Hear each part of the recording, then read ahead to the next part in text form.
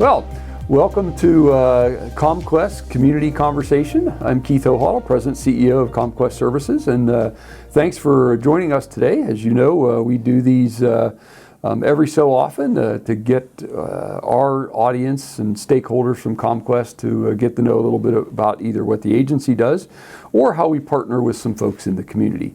So today, I am blessed and privileged to have with me Melissa Pope from Canton City Schools and Lehman Middle School. So welcome. Thank you. Thank you for having me today. Absolutely. We're excited to have you, and I know we do a little bit of work at Lehman and other places in Canton City. So can you tell me a little bit about yourself and kind of what you do?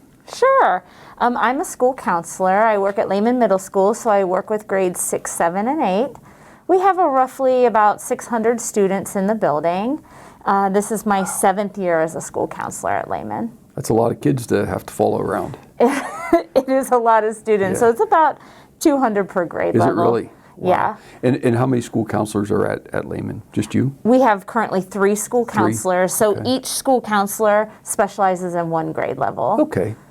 So when people hear school counselor, so I'm almost 60, so when I hear school counselor, I remember back when I was in school, and school counselor was different and responsibilities were different than kind of what today is. So what's a typical weekday? What's some of the things that you do in your role?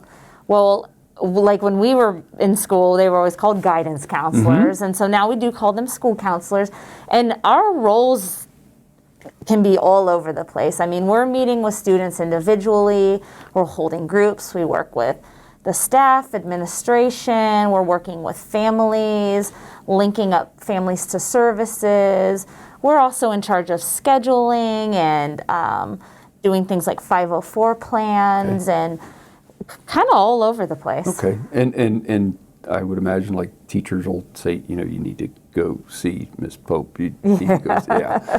So. Most definitely. And we do go into the students' classrooms too and do different lessons on different mental health issues, suicide awareness, helping students transition into high school and whatever their next grade level is. So.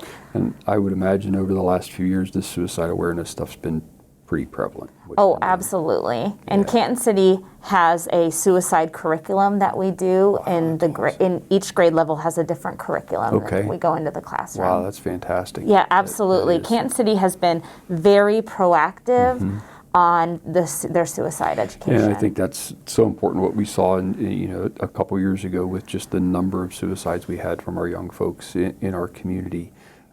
Certainly raised awareness not only in the schools, but as a parent of a couple middle school kids, for me, just making sure that I'm looking at their stuff, having good conversations with them, and that, because it is kind of scary.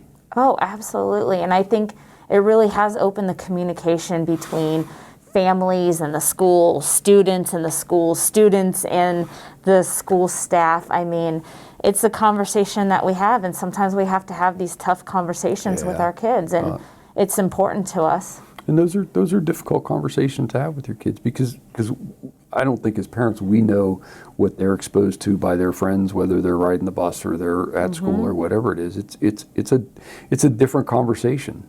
Oh, absolutely. And they are, because of social media, exposed to so much more now. Oh, yeah. We'll get to that here in a few minutes. So help me understand a little bit the type of support that CommQuest offers to you and to the rest of the staff.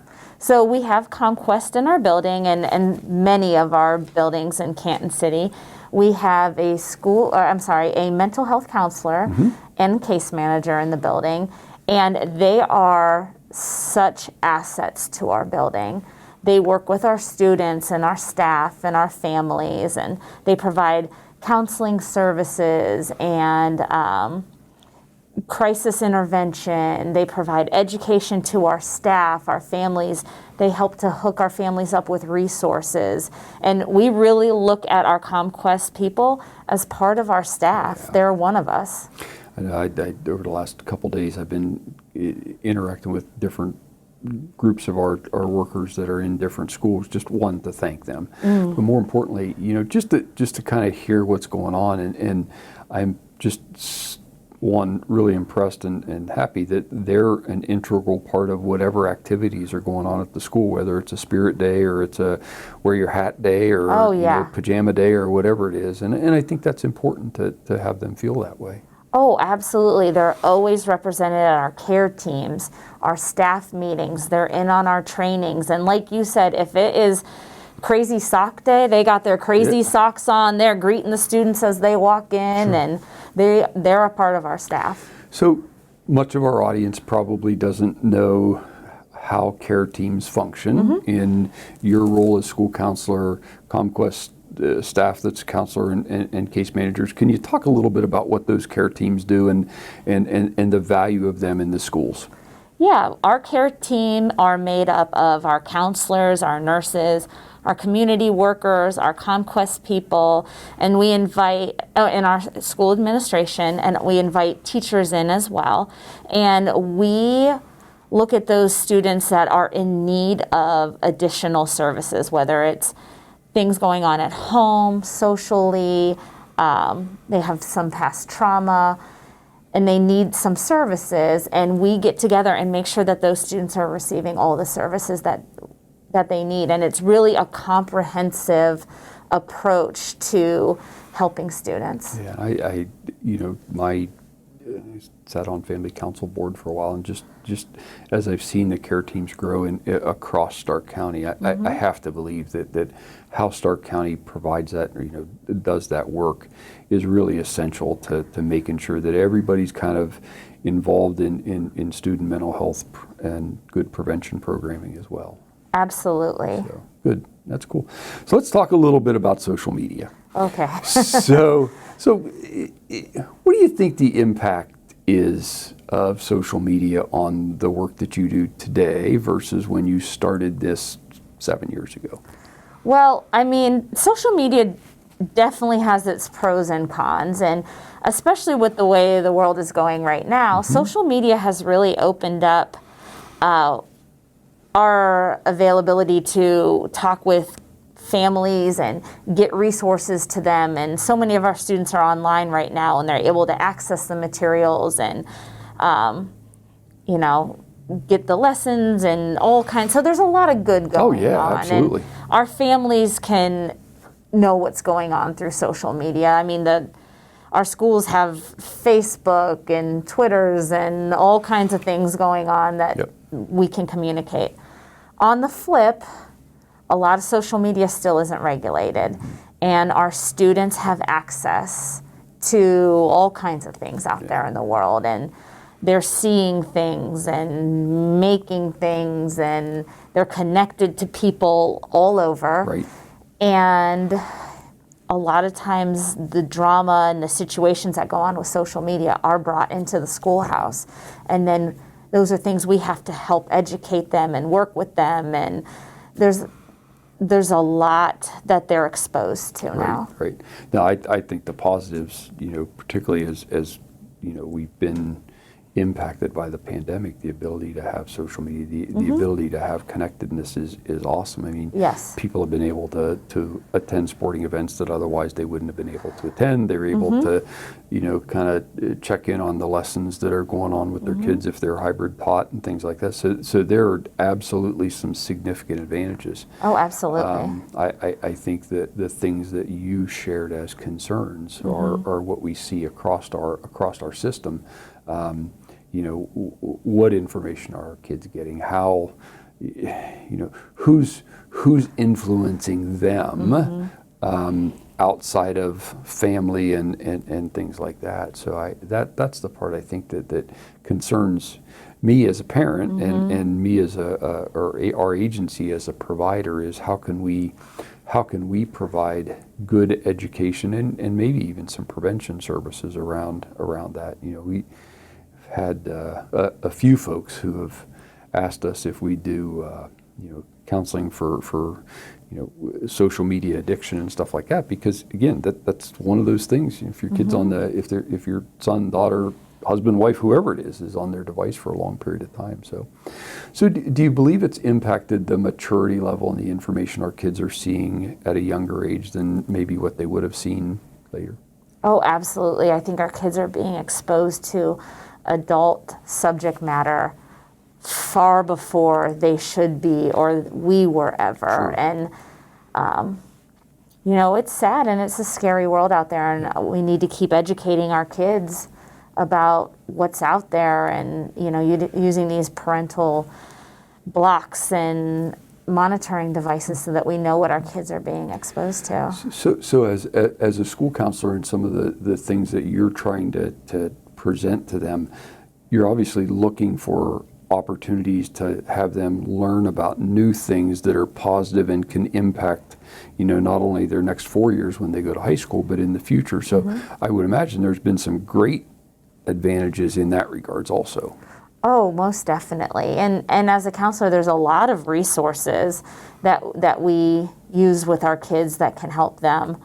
So yeah, we've seen a lot of good stuff, and through the schools, we've been able to help kids like prepare for high school and next year and get this information out to them that maybe we wouldn't have been able to before. Yeah. Technology in and of itself has allowed us to just do some tremendous things. I mean, we made the flip to virtual telehealth relatively quickly last March, and it allowed us to stay connected and allowed students to stay connected to their counselors. And I think that was vital because, you know, as we were rolling through that pandemic, and people thought, well, we'll be back in school then, we'll be back to doing this, and you know, now we are almost at the 12-month period of time where that's occurred. So can you talk a little bit, just last kind of topic, how the pandemic has kind of impacted the students and around their mental health and some of the concerns that you might have now as we're rolling into spring and heading into summer?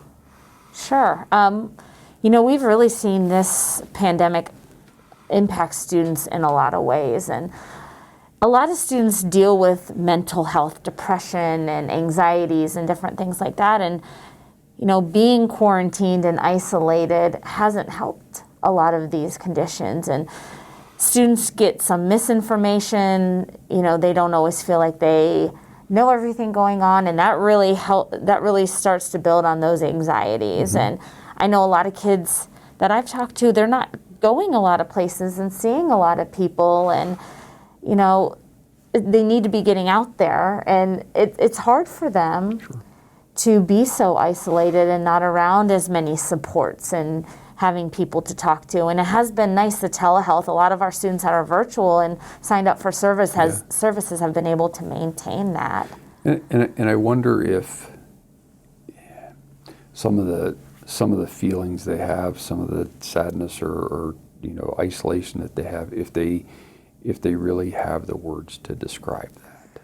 Right. And for our kids that are virtual, it worries us that they don't have anyone to express it to. Yeah. You know, we worry about some of these kids that we're not having a lot of communication with, that have been virtual and are doing very little schoolwork and not attending a lot of the classroom Google Meets. And, you know, we've gone out to the homes and sent representatives from the school because we are worried about these kids. Well, yeah, and they're losing some of that resiliency building as well. Absolutely. By not being in the school building, by not experience full success or some failure, so that they can you know, build up some of those skills that they need. And I do think you know, we continue to talk about this potential surge for mental health and substance use, and I am concerned, and I just friends that work in the schools, you know, that what's going to happen with people's untreated mental health over the next few months is going to, you know, be pretty significant, that we're going to have to be attentive to and make sure that you have the resources that you need, and that we as an organization are providing them as well. Oh, absolutely. And we don't just worry about the mental health of the students. It's the families, the parents, the adults in their lives, because they have been so affected too. I mean, whether it's financially for them socially, they're not seeing extended family either, Right. which is important as adults too. Right. So we're concerned for everybody involved. Sure, because again, if their family is struggling with that, it only fits that then that'll get passed down or passed through to the kids, and they'll feel that too, just Absolutely. by being there. And you think of how many some of the grief and loss issues that have occurred from people passing away, either in their family or people that they knew that again, sometimes kids don't know how to express that. Absolutely. And we have seen these kids losing family members due to COVID. We've seen our kids lose their housing situation due to the financial concerns with COVID, and families are doubled up and living situations are changing. Sure, yeah. And sometimes those aren't things they want to talk about, is it? No. Yeah. No. Sometimes they're embarrassed of what's going on. Sure. Sometimes they've, been told to kind of keep things in, and they bottle up and then they're acting out in different ways in the school. Yep. And it's really all this stress and trauma going on at home, but we're seeing it manifest itself in other ways. Sure. That's awesome. Well, I always want to finish on a success story. So do you have a student or a couple kids that this year have really just had good success in what you've been doing and you're like, that is awesome? Oh, we definitely have some kids that are really thriving. I mean, we actually have had a few students who had a lot of behavior concerns in past years that are virtual this year, and man, they are rocking it. They're getting amazing grades. They're feeling much more confident than they used to. And, we've also seen our 6th graders come into the building this year and have to adjust to wearing a mask and standing 6 feet apart and switching classes and they're not used to. And I've been so impressed with how resilient some of these kids have been. And another success, I run a group with our CommQuest counselor, with Jenny Pollard. And, we've really worked on some of these coping skills for dealing with stress. And we ran like a mindfulness yoga group with girls. And of course, our social distanced and masks on. But boy, they just love it. And I hear she's your step partner too in your fitness. She's my motivator, yes. She gave me a goal. I got to get 20,000 steps a day, so I've been Way to go, Jenny. working on that, Jenny. Well, Melissa, I really appreciate you joining me today. Yeah, thank you so much. absolutely. Thank you for having me. This has been outstanding. I always like to hear, one, about what we're doing in the community, but also what other people are doing at their different locations. So I really appreciate it. So thank you. We appreciate having you guys in our school building so much. It's been just an amazing resource for our students and our families. So thank you guys for all that you do as well. Absolutely. It's a good relationship. So I want to thank you for joining us today. Melissa Pope from Lehman Middle School, Canton City Schools, has been with us today on CommQuest's Community Conversation. Look forward to whatever our next one is that Bill arranges for me and Trista. So thank you so much, and have a great day. And remember that hope happens here.